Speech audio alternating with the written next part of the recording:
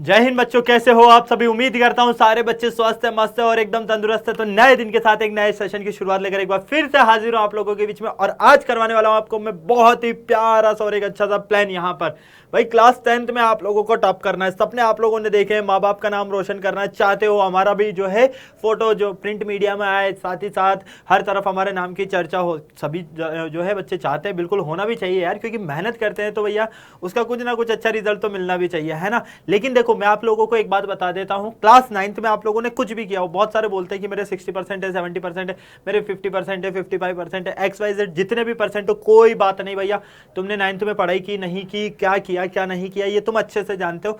उन सारी चीजों को छोड़ो, क्योंकि क्लास 10th तुम्हारा बोर्ड एग्जाम है और इस बोर्ड एग्जाम में अच्छे मार्क्स लाने के लिए सबसे पहले क्या करना होता है भैया जी, मेहनत करनी होती है। अगर तुम मेहनत करने के लिए तैयार हो तो इस सेशन को देखना, वरना चले जाना भैया, क्योंकि हर किसी के बस में बात नहीं होती कि वो पूरे में से पूरे मार्क्स लेकर आए, एक अच्छा स्कोर करे, ताकि माँ बाप का नाम रोशन करे। क्योंकि कहते हैं ना कि हर एक बच्चा अगर इंजीनियर बन गया, डॉक्टर बन गया, तो भाई बाकी के काम कौन करेगा, है ना। और हर माँ बाप चाहते हैं उनका बच्चा IAS बने, IPS बने, है ना। तो आप लोगों के पेरेंट्स भी चाहते हो, तो उसके लिए सबसे पहले क्या करना होगा, आप लोगों को मेहनत करना स्टार्ट करना होगा बेटा। क्लास 10th आपके करियर की एक ऐसी क्लास है जिसके परसेंटेज ही आपके डिसाइड करेंगे कि आपका आगे का फ्यूचर क्या रहने वाला है। अब इसमें सबसे बड़ी बात क्या आती है, सब्जेक्ट्स के अकॉर्डिंग अगर हम देखते हैं तो बच्चों को सबसे ज्यादा जो टफ लगता है वो लगता है मैथ, है ना। लगता भी है भैया जी, क्यों? क्योंकि प्रैक्टिस नहीं करते, मेहनत नहीं करते। मेहनत करोगे तो सब्जेक्ट बड़ा आसान है, मेहनत नहीं करोगे तो बहुत दिक्कत होने वाली। यही एक ऐसा सब्जेक्ट है जो आपके पूरे में से पूरे मार्क्स आपको एग्जाम में दिला सकता है, बोर्ड एग्जाम में 100 में से 100 दिला सकता है। क्योंकि बाकी सब्जेक्ट्स में पूरे में से पूरे मार्क्स लाना टफ होता है, लेकिन इस सब्जेक्ट में सबसे आसान होता है। अब आप सोच रहे होंगे कि क्या सर कैसी बात कर रहे हो भाई, मैं बताऊंगा। क्या आप लोग तैयार हो इसके लिए? तो आज का मेनली हमारा जो टॉपिक है यहाँ पर, हाउ टू स्टडी मैथ, ठीक है। या मैथ पढ़ने का सबसे आसान तरीका हमारा क्या हो सकता है सर, आप ये बता दीजिए। मेहनत हम कर लेंगे, आप जो कहोगे जैसा कहोगे वो सब करेंगे, क्योंकि हमें अच्छे मार्क्स लेकर आने हैं। आप लोगों के दिल से बस यही आवाज निकल रही होगी। तो फटाफट से सेशन को लाइक करो, अपने दोस्तों के साथ में शेयर करो। तो भाई सबसे पहले जो मैं आपको यहां पर पॉइंट्स बताने वाला हूं, इन पॉइंट्स को जो है आप लोगों को ध्यान से देखना। पहला जो है पॉइंट आपका है नाउ योर सिलेबस। आप लोगों का क्लास 10th का सिलेबस क्या है, आप लोगों को यह पता होना चाहिए, ठीक है। मतलब कि आपको आपकी जो बुक है इसके बारे में पूरा पूरा पता होना चाहिए कि अकॉर्डिंग टू चैप्टर्स कौन कौन से हैं, कितने चैप्टर्स है, इसकी यूनिट्स कितनी है, इसकी यूनिट्स कितनी है, चैप्टर्स कितने हैं, इजी चैप्टर कौन से हैं और हार्ड चैप्टर कौन सा है, ये सारी चीजें आप लोगों को पता होना चाहिए। क्योंकि जब तक सिलेबस का नॉलेज नहीं होगा तब तक आप लोग आगे कैसे बढ़ोगे, है ना। तो इसलिए आप लोगों को कोई से भी एग्जाम की अगर तैयारी कर रहे हो, हमेशा जिंदगी में ध्यान रखना उसके सिलेबस के बारे में जो है आप लोगों को पूरी पूरी जानकारी होना चाहिए। सिलेबस की जानकारी होगी तो सब कुछ आप लोगों के लिए आसान होगा। अब आपके दिमाग में आता है कि सर चलो ठीक है, हमको सिलेबस भी पता है कि हमारा मैथ में 14 चैप्टर है। पहला चैप्टर जो है हमारा वास्तविक संख्या से शुरू होता है, फिर बहुपद आ जाता है, फिर दो चर वाले रेखिक समीकरण युग में जो है हमारा द्विघात समीकरण आ जाएगा, समांतर श्रेणी आ जाएगा, त्रिभुज आ जाएगा, फिर कोऑर्डिनेट ज्योमेट्री, ट्रिग्नोमेट्री, है ना। इस तरह से आप लोगों के सारे चैप्टर चलते जाएंगे और लास्ट प्रायिकता पे जाकर खत्म हो जाएगा। बहुत बढ़िया भाई। अब इनमें आप लोगों को सारी चीजें ये पता है कि क्लास 9th से क्लास 10th के सिमिलर चैप्टर्स कौन कौन से हैं, है ना। काफी अच्छे से पता है। 9th में संख्या पद्धति पढ़ा है, इधर वास्तविक संख्याएं पढ़ रहे हो, बहुपद इधर भी पढ़ा है, इधर भी पढ़ोगे, दो चर वाले रेखिक समीकरण इधर पढ़ा, दो चर वाले रेखिक समीकरण के युग्म इधर पढ़ोगे, सर्वांग सम त्रिभुज इधर पढ़ा है, समरूप त्रिभुज इधर पढ़ोगे, निर्देशांक ज्यामिति दोनों तरफ पढ़ोगे, है ना, प्रायिकता दोनों तरफ पढ़ोगे, सांख्यिकी दोनों तरफ पढ़ोगे। तो काफी सारे चैप्टर्स जो है आप लोगों के लिए यहाँ पर सिमिलर रहने वाले हैं। अब देखो बच्चों के माइंड में बहुत सारे क्वेश्चन आते हैं भाई, सिलेबस की बात हो जाती है तो बहुत सारे क्वेश्चंस आ जाते हैं कि चलो ठीक है सर पढ़ना हम शुरू कर देंगे, मेहनत हम शुरू कर देंगे, लेकिन रिसोर्सेज क्या क्या है हमारे पास, कहां से हम पढ़ना शुरू करें, क्या हमें कुछ एक्स्ट्रा बुक्स की नीड है, क्या हमें अदर बुक्स से क्वेश्चंस लगाने चाहिए। तो भाई रुको, सारी चीजें मैं आपको बताता हूं। देखो सबसे पहले तो मैं आप लोगों को बता देता हूं, अगर आपके NCERT चलती है तो NCERT बुक को फॉलो करो, नहीं तो जो भी बुक आपके बोर्ड के अकॉर्डिंग है उस बोर्ड को फॉलो करो। चाहे यूपी बोर्ड हो, चाहे राजस्थान हो, MP हो, छत्तीसगढ़ हो, झारखंड हो, उत्तराखंड हो, कोई सा भी XYZ बोर्ड हो, जो भी आपके यहाँ पर जो है बुक चलती है बोर्ड्स के अकॉर्डिंग, उस बुक को आपको फॉलो करना है। दूसरा रेफरेंस बुक। रेफरेंस बुक्स बेटा यहां से सिर्फ और सिर्फ क्वेश्चंस की प्रैक्टिस, यहां से क्वेश्चंस लगाने के लिए जो है रेफरेंस बुक्स की आप लोगों को नीड जो है होगी, इसके अलावा किसी चीज के लिए नीड नहीं होगी। क्योंकि रेफरेंस बुक से क्या है कि नंबर ऑफ क्वेश्चंस जो है प्रैक्टिस करोगे तो आप लोग ज्यादा से ज्यादा यहां पर क्वेश्चंस लगा सकते हो। या फिर अगर आपको रेफरेंस बुक्स नहीं मिल रही है, आप अभी से पढ़ना स्टार्ट कर रहे हो, तो भाई एक काम करो, गूगल पर जाइए, NCERT जो है एग्जाम्पलर वो डाउनलोड कर लीजिए। NCERT एग्जाम्पलर भी आपकी काफी ज्यादा हेल्प करने वाली है, क्योंकि अगर आपने NCERT लगा ली और NCERT एग्जाम्पलर लगा ली तो मैं कह सकता हूं कम से कम भी आप 70 से 80% का जो है पूरा मार्जिन कवर कर लोगे अपना। ओके, और लास्ट आपके पास में आता है सैंपल पेपर। तो ये 4 चीजें आप लोगों को यहां पर फॉलो करनी है। ठीक है, क्या क्या कहा मैंने? एक तो आपके एनसीईआरटी फॉलो करनी है या स्टेट बुक की जो भी बोर्ड बुक है वो रेफरेंस बुक्स प्रैक्टिस क्वेश्चंस के लिए, और नेक्स्ट एनसीईआरटी एग्जाम्पलर्स आप फॉलो कीजिए और सैंपल पेपर जरूर कीजिए, क्योंकि सैंपल पेपर करने से क्या होता है, जब हम एग्जाम देने जाते हैं तो उससे पहले हम जो है पूरी तरह से तैयार हो जाते हैं। कहते हैं ना कि पेपर से पहले का पेपर, तो भैया जी वो सारी चीजें हमारी यहाँ पर कवर हो जाती हैं। नेक्स्ट, सेल्फ स्टडी जरूरी है ना। देखो सबसे ज्यादा जो पॉजिटिव आपको रिजल्ट देने वाली है वो सेल्फ स्टडी ही देने वाली है। जितने ज्यादा आप अच्छे एफर्ट मारोगे सेल्फ स्टडी के लिए, क्योंकि देखो क्लासेस अटेंड करना एक अलग बात है ना। अभी आपने मेरा सेशन देखा, जोश आ गया है ना, वो 10 मिनट का जोश है, फिर खत्म होते फिर वापस आपका जो डेली लाइफ चल रहा है जैसे आप टाइम वेस्ट कर रहे हो वो के वही करोगे, मुझे अच्छे से पता है। लेकिन एक टीचर का हमेशा जो है कहते हैं ना कि काम होता है कि भैया अपने स्टूडेंट्स को जो है बांध कर रखना, अपने स्टूडेंट्स को अच्छे से पथ पर लेकर चलना ताकि वो अच्छे स्कोर कर पाए, है ना, अच्छी शिक्षा ले पाए। तो भाई सेल्फ स्टडी आप लोगों के लिए वैसे ही ज्यादा जरूरी है, क्योंकि जितनी ज्यादा सेल्फ स्टडी करोगे उतना ज्यादा अच्छा आपका रिजल्ट होगा। एनसीईआरटी कंसेप्ट आप लोगों के क्लियर होने चाहिए, है ना, पहली बात। सेकंड, आप लोगों को क्या करना है, जो भी आपके बुक्स के एग्जाम्पल्स है वो लगाने हैं और साथ ही साथ आपको क्वेश्चन भी, बुक्स के क्वेश्चन भी लगाने हैं। इसके बाद एनसीईआरटी एग्जाम्पलर के आप लोगों को क्वेश्चन लगाने हैं सेल्फ स्टडी में, सैंपल पेपर आप लोगों को करना है और डेली प्रैक्टिस कम से कम 10 से 15 क्वेश्चंस के 10 से 15 क्वेश्चंस की जो है प्रैक्टिस आप लोगों को डेली करनी है। आज से ही जो है शुरुआत करो, मंडे टू संडे रोजाना, वीक में, समझना मेरी बात, 7 आपके पास में दिन होते हैं और एक दिन अगर आपने 10 क्वेश्चन लगाए तो टोटल 70 क्वेश्चन हो जाते हैं। भैया जी कितने क्वेश्चन हो जाते हैं? 70 क्वेश्चन हो जाते हैं। इन 70 क्वेश्चन, है ना, इन 70 क्वेश्चंस की अगर मैं बात करता हूं तो आपके पेपर में तो भैया जी कितने क्वेश्चंस आते हैं, गिनती के क्वेश्चन। अब 70 क्वेश्चंस आपके यहां से लग रहे हैं, आप रेगुलर पढ़ रहे हो, एग्जाम तक पढ़ रहे हो, तो नंबर ऑफ क्वेश्चंस आप जो है भरमार लगा लोगे और उनमें से ही कुछ चुनिंदा गिनती के क्वेश्चन जो है आपके एग्जाम में पूछे जाएंगे। तो इसलिए आप लोग डेली प्रैक्टिस पर सबसे ज्यादा फोकस करना, कम से कम 10 से 15 क्वेश्चन लगाना है ना। और एक टाइम ड्यूरेशन फिक्स कर लेना कि मेरे को 1 घंटे के अंदर 10 क्वेश्चन लगाने हैं, 1 घंटे 5 मिनट के अंदर 10 मिनट के अंदर 15 क्वेश्चन लगाने। थोड़ा सा इससे क्या होगा, आपके लिए इजी रहेगा। ओके, नेक्स्ट आता है कि सर ऑनलाइन कोचिंग करूं या ऑफलाइन कोचिंग करूं। तो भाई देखो मैं पहली बात बता देता हूं, पढ़ना आपको है, सबसे अच्छा जहां समझ में आया वो काम करो, क्योंकि भाई मेहनत हमको करनी है। और मैं एक बात बताऊं, जो है एडवांटेज ज्यादा है जो है यहाँ पर है, रीजन मैं बता देता हूँ।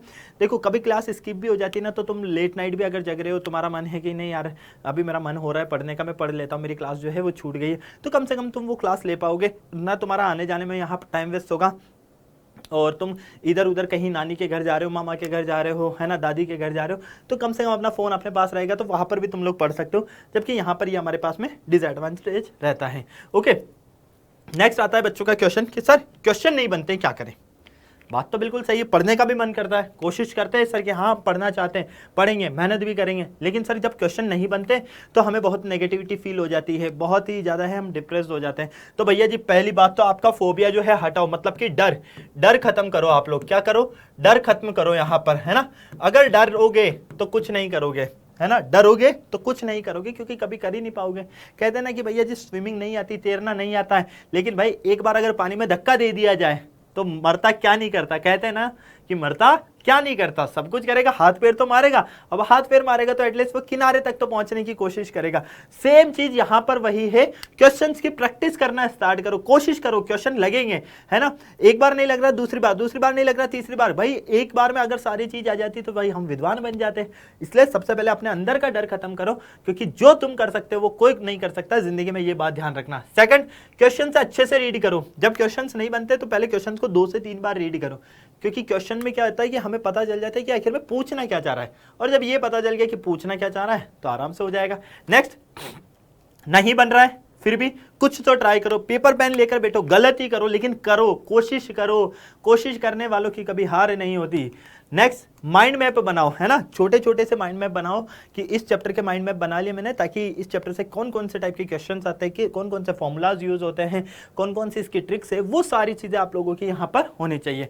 नहीं सॉल्व कर पाते तो सॉल्यूशन देखो, लास्ट में सारे जो है हमने एफर्ट्स मार लिए सर फिर भी नहीं बन पा रहे हैं, तो एक काम करो, क्वेश्चन का सॉल्यूशन देखो, ठीक है, ये देखो कि टीचर ने किस तरह से करवाया है आप लोगों को। इससे क्या होगा, एक बार आपने समझने की कोशिश करी, फिर दूसरी बार आप खुद लगाओ, आप पूरा नहीं कर पाओगे लेकिन आधा तो कर पाओगे, और जितना कर पाओगे वो आपके अंदर से कॉन्फिडेंस जरूर देगा आपको। ठीक है, नेक्स्ट कुछ इंपॉर्टेंट पॉइंट्स बता रहा हूं जो आपको सबसे ज्यादा ध्यान रखना है। एक, स्ट्रेटेजी चेंज नहीं करना है ना। ऐसा नहीं कि डेली के डेली आप जो है अपने प्लान चेंज कर रहे हो, अपने स्ट्रेटेजी चेंज कर रहे हो, नहीं भाई। आप लोग अपना जो है एक रूटीन बनाओ, एक प्लान बनाओ कि मुझे इसको फॉलो करना है और एग्जाम तक फॉलो करना है। एटलीस्ट एग्जाम तक भी नहीं तो हर महीने का तो एक प्लान बनाओ, ठीक है, कि इस मंथ मुझे जो है इस तरह से पढ़ाई करनी है। जब ये आप लोगों की स्ट्रेटेजी रहेगी, ये प्लान्स रहेंगे, तो उसको फॉलो करने से आप लोगों के काफी सारी चीजें जो है अपने आप सॉल्व होती चलेगी।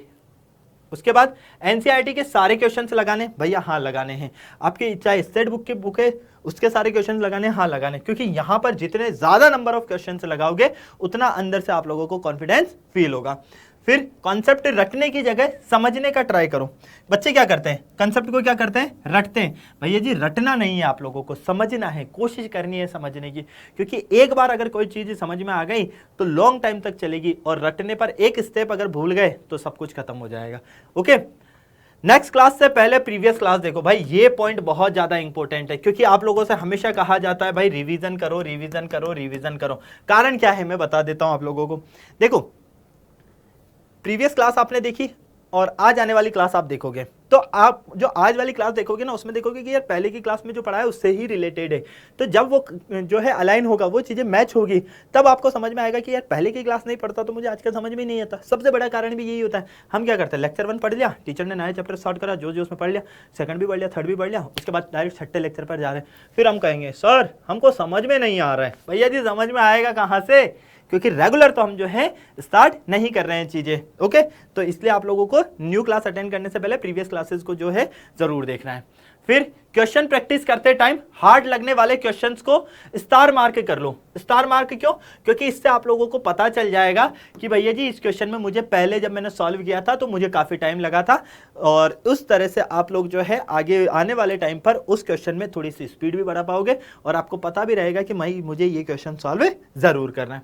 पीवाईक्यूज प्रैक्टिस इंपॉर्टेंट है भाई। पीवाईक्यूज प्रीवियस ईयर क्वेश्चन से जितने ज्यादा लगाओगे उतना ज्यादा जो है आप लोगों के लिए इंपॉर्टेंट है। लास्ट 5 ईयर्स तो एटलीस्ट लगाओ ही सही। पिछले 5 साल के पीवाईक्यूज जो है वो तो आप लोगों को लगाने ही है, लगाने, क्योंकि लास्ट 5 साल के पीवाईक्यूज अगर आप लोग लगाओगे तो इससे एग्जाम में क्वेश्चंस तो वही के वही रिपीट होते हैं। आपको ये भी पता चलेगा कि क्वेश्चंस कौन सा आ रहा है, किस चैप्टर से कितने नंबर का क्वेश्चन आ रहा है, 1 नंबर वाले क्वेश्चन कौन से आ रहे हैं, 2 नंबर वाले कौन से हैं, 4 नंबर वाले कौन से हैं, है ना।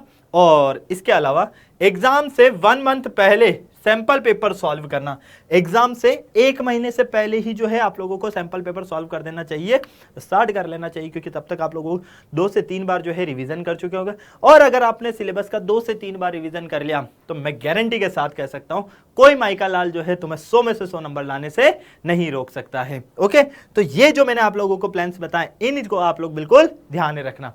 इसके अलावा अगर आप लोग चाहते हो क्लास 10th में अच्छे से प्रैक्टिस करना, अच्छी प्रिपरेशन करना, माँ बाप का नाम रोशन करना, अपने सपने पूरे करना, तो भैया जी डाउटनेट लेकर आया आप सभी के लिए यहाँ पर टॉपर्स बैच क्लास 10th के बच्चों के लिए। और ये जो टॉपर्स बैच है ये स्टार्ट हुआ है अभी के अभी, मतलब कि कुछ टाइम पहले 22 मई से।